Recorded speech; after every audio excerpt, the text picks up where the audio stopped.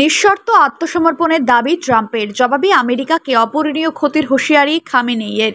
মধ্যপ্রাচ্যে উত্তেজনার পারদ চড়ছে লাগাতার। ইরান ইসরায়েল সংঘর্ষের আবহে আরও একবার বাগযুদ্ধে মুখোমুখি আমেরিকা ও ইরান।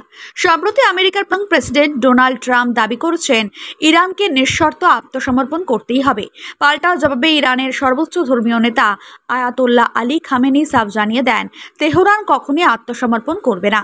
উল্টে হুঁশিয়ারি দেন ইরানের অভ্যন্তরীণ বিষয়ে হস্তক্ষেপ করলে আমেরিকাকে দিতে হবে অপূরণীয় ক্ষতির মাসুল। এক্স হ্যান্ডেলে খামেনি লেখেন, আমেরিকার প্রেসিডেন্ট হুমকি দিয়েছেন তার দাবি ইরানি জনগণ যেন আত্মসমর্পণ করে, কিন্তু এ ধরনের হুমকিকে আমরা কোনোদিন গুরুত্ব দিইনি।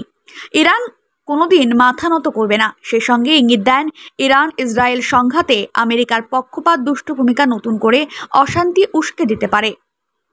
ট্রাম্প তার ট্রুথ সোশ্যাল অ্যাকাউন্টে লেখেন, আমরা জানি ঠিক কোথায় তথাকথিত সর্বোচ্চ নেতা লুকিয়ে আছেন। চাইলে তাকে হত্যা করা যেত, কিন্তু আপাতত আমেরিকা সেই পথে হাঁটছে না। পাশাপাশি লেখেন বড় করে, আনকন্ডিশনাল সারেন্ডার। ট্রাম্পের এই মন্তব্যকে ভিডিও করে বিশ্লেষকেরা বলেছেন, জোটবদ্ধ পশ্চিমা শক্তি মধ্যপ্রাচ্যে নিজেদের কর্তৃত্বপূর্ণ প্রতিষ্ঠার চেষ্টা করছে এবং এর বিপরীতে ইরান তার প্রতিরোধী অবস্থান থেকে এক চুলও সরছে না।